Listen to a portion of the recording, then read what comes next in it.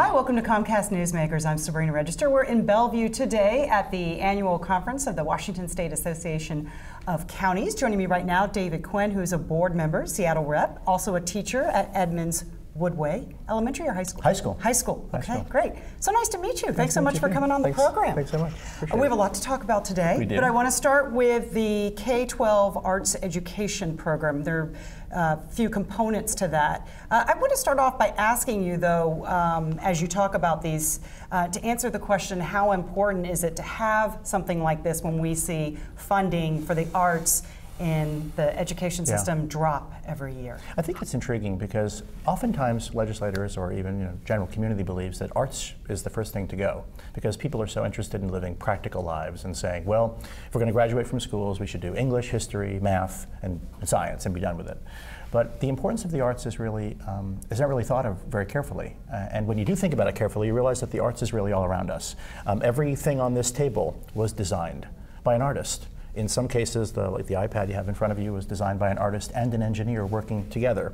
So creativity is really important. And a recent study by the National Endowment for the Arts suggests that when arts are an important part of students' lives, they get better grades, they're more likely to go on to college, they're more likely to get a degree, they're more likely to get a job, they're more likely to be involved in volunteer activities in their community, and they're less likely to be on the public assistance, taking food stamps or other public aid. So when folks ask me about the importance of arts, I'll sometimes say, hey, arts should be the most important thing in our high schools because Shouldn't be an afterthought or just a right. nice added extra to the curriculum. Right. And kids really feel like we're valuing their creativity when we're involving them in the arts. Tell us about some of the components of your K-12 arts education program. So the program at Seattle Rep is called the YES program. And the YES program is, I think it's aptly named because when you're an actor and you're doing an improv or you're working on stage, you try to find a way to say yes to another actor. So if somebody comes in with a bunch of flowers in an improv, you don't say, no, I don't want those. You say yes, and then you keep going. So the YES program tries to say yes in as many ways as we can. Of course, most people are familiar with things like student matinees. Seattle Rep, we bring about 7,000 students, middle school and high school students, every year to the theater, finding a way to say yes to them, to bring them in for the first time, in many cases, to the theater.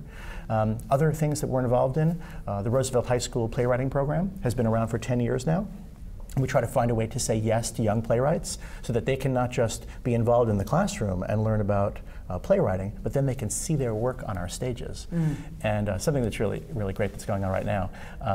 So the plays are actually done by young performers from different high schools, and we're in the 10th year of the program right now. And 10 years ago, there was a young actress who was working on our stages for the first time. She was going to high school at the Center High School in Seattle, and she was doing a play for us.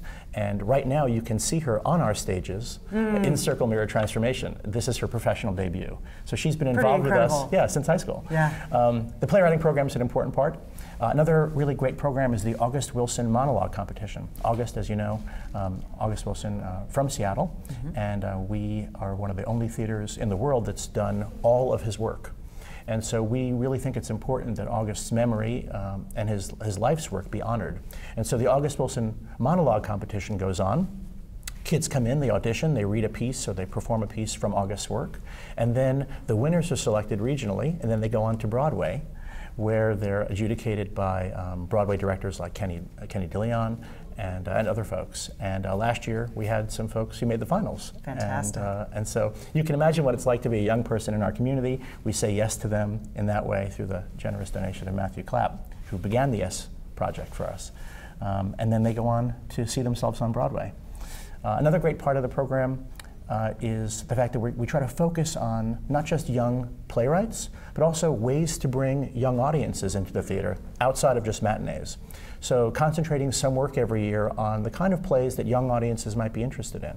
And a play like Speech and Debate last year, which busted our box office records for single ticket sales, because so many young people wanted to see the work where they saw themselves reflected on the stage. And unfortunately, we're out of time. I'm going to have to stop you there, but we've got a lot of information in. Thank you very much. You're welcome. David Quinn. Thanks for watching Comcast Newsmakers. Headline news at the top and bottom of the hour. Hope you can join us.